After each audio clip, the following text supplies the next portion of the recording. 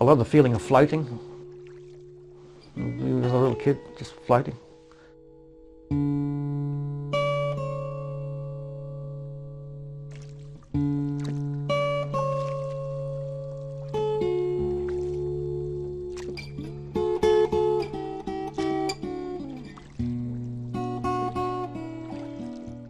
I was in some trouble actually.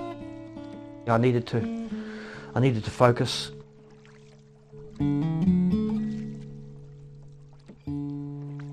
Needed to get my head into something. I needed a reason to get out of bed.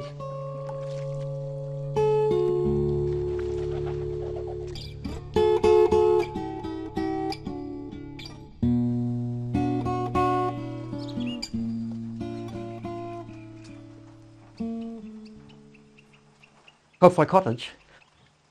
Well, if you look around there, you'll see I'm completely surrounded by cockfights.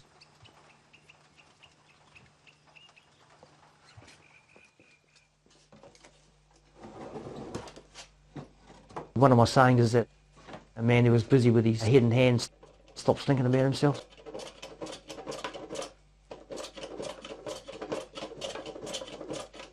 I have a dusty space under my house where I do all the cutting and planing and sanding and making a big mess. I've got a fair idea what I'm going to do when I start. And I know from the shape, but really I let it just have its head and let it be the way it wants to be.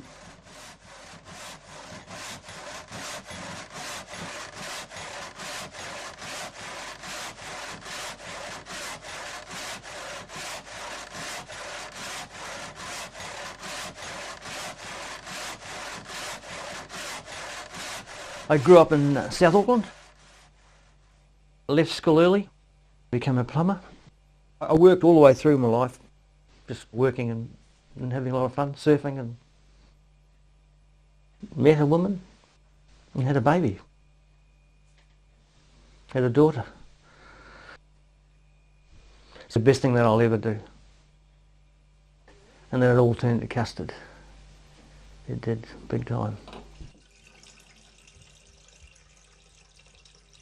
I couldn't work anymore.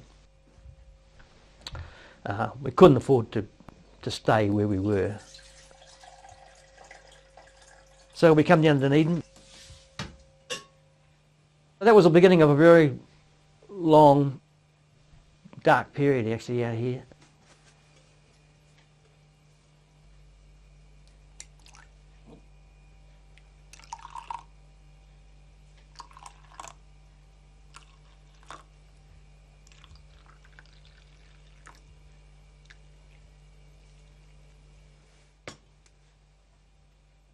It was the beginning of the end before my marriage. And I needed to go bush. I knew I had to do that.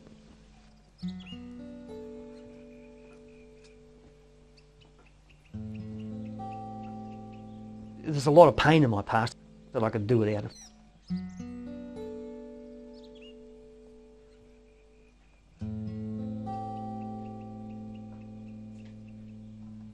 This place is very important.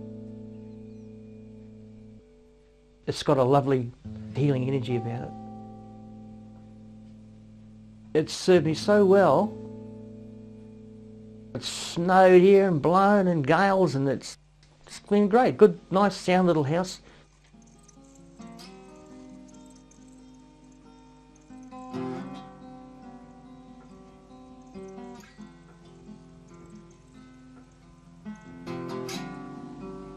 He lives as a recluse, and not by choice. He's come to know that life very well. And he's come to terms with solitude. We both come from Auckland, and I've been back here a year now. We have a common interest in sailing and wooden boats. We have a common interest in guitars.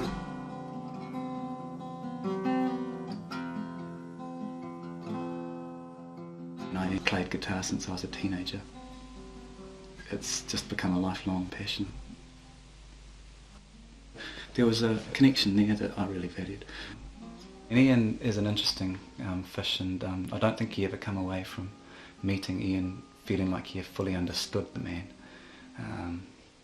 although you've realised that you've been touched by an understanding that goes deep and wide, and lifts you up high, lifts me up high every time I see him.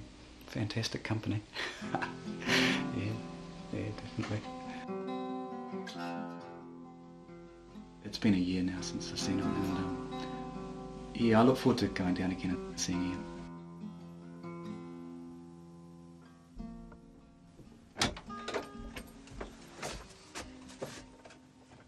My top shed is where I do all the finishing, where I keep all the instruments that I'm working on. I've always liked the guitar. And I remember reading once years ago that Mozart said it's like a mini orchestra.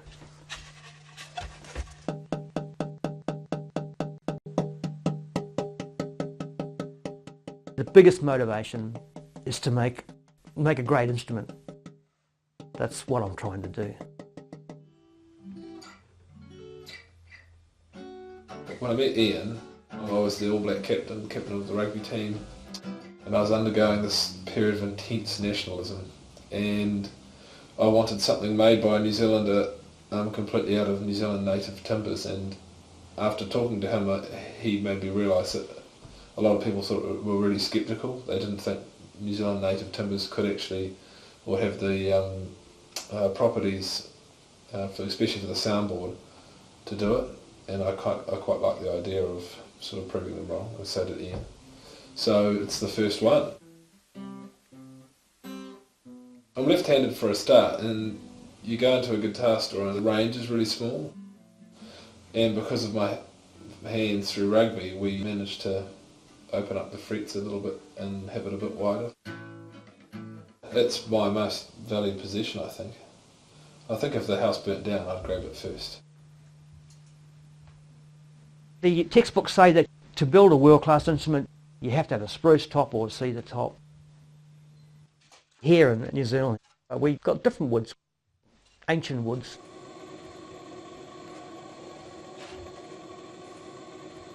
I needed to treat it, like an apprenticeship. I made every mistake possible. Some of them got jumped on and ended up in the fire, so that's all right. He's always experimenting with different materials. He's a real lateral thinker, is our Ian. Well, I just bumped into Ian by chance, really, about 6 years ago. Just started having a yak, and he said that he was making guitars. I said, oh, right, and invited him over for a cup of tea. And his guitars have always had a nice sort of organic sound, kind of different. I think it was about a year ago he got the idea of trying out this sympathetic string arrangement.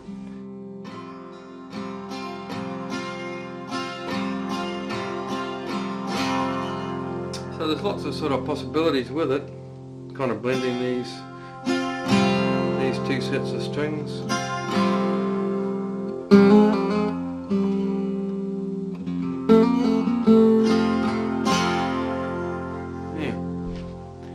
The whole world of music there.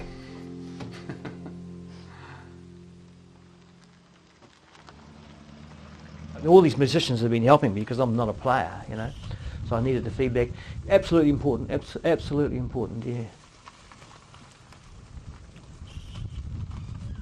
It's another nice thing about Pukenui. This is a very good place to work. It's a very creative place to work. Nice place to work.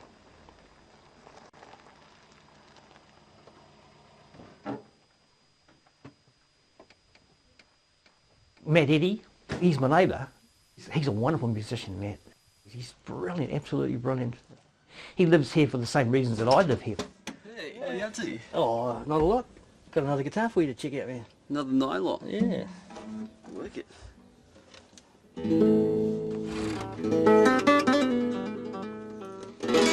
Being out here, we see each other quite a lot, and you get on a similar vibe and can relate to each other quite well. And I just love his sense of humour. He's always good for a laugh, or just, he's kind of like family. Living out here in Purukanui, it's just like a living meditation, you know, throughout your whole day, going about your work and into your craft. I think the crafting of Ian's guitars is that zone where he gets into, and that's like his healing sort of zone, and his recovery from everything that he's been through.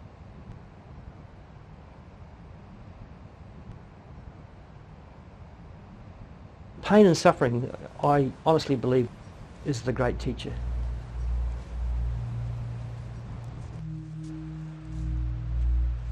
I got a really nasty illness called ulcerative colitis. I didn't take it seriously at all.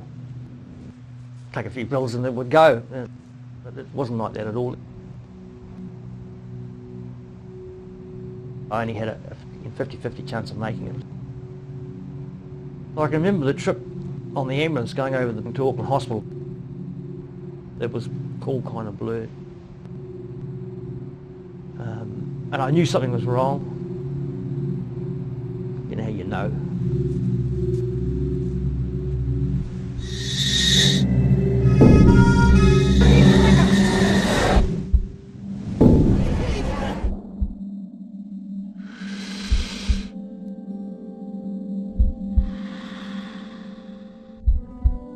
I woke up with this intense blue light in the head, like just incredible blue. And I've still got that today. It has never left me. It has never left me.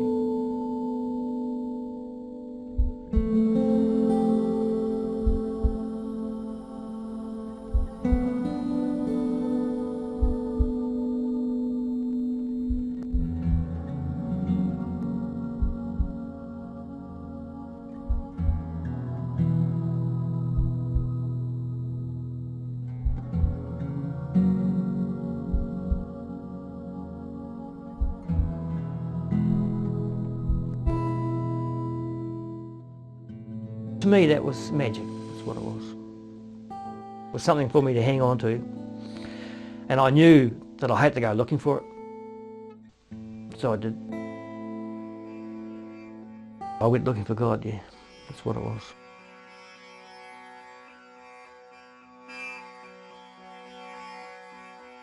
A dear friend of mine, she said, "Well, why don't you come along to City Yoga?" As soon as I went in there, I was instantly struck with a magical feeling. It has a great reverence about it. The way it's lighted, the smell of the incense, beautiful pictures of the saints on the walls. And there was Gurumai sitting in a photograph, and she's just got this blue light behind her. Exact same blue as what I got on my head. Exact same blue. I ended up in the right place. City Yoga has been a huge part of my life. I made an Indian instrument called a tambura. I used to go to the City Yoga Centre. There was amazing noise going on. And I thought I'd make myself one, which I did. So that's what got me into making instruments. One flowed into the other. I needed to focus. I needed something difficult. I needed something that had a challenge.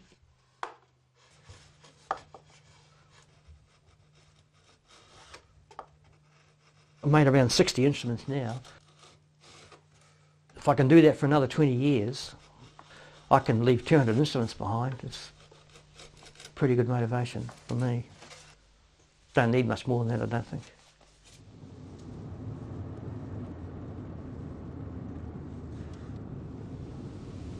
He found something in the guitar that has extended beyond all of the other things that he was doing, because he hasn't looked back.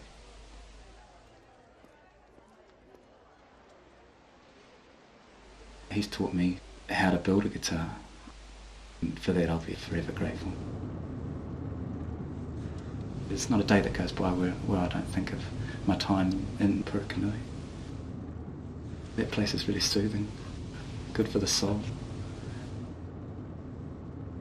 Rob, he's helped me big time. He's just been good company, for one thing. He asked me if I'd teach him how to make guitar. So I had to teach him about sharpening chisels and saws and holding things.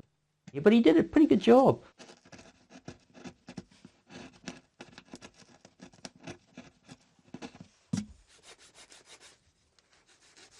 A handmade instrument has got the life of the maker in it. You get a commercially made instrument, they're all made by machine. Are kind of cold and dead, and they sound it too. They sound lifeless to me. There's hardly a hand has been laid on them. I've come out of my apprenticeship now. I've done my 7 years. I've made quite a quantum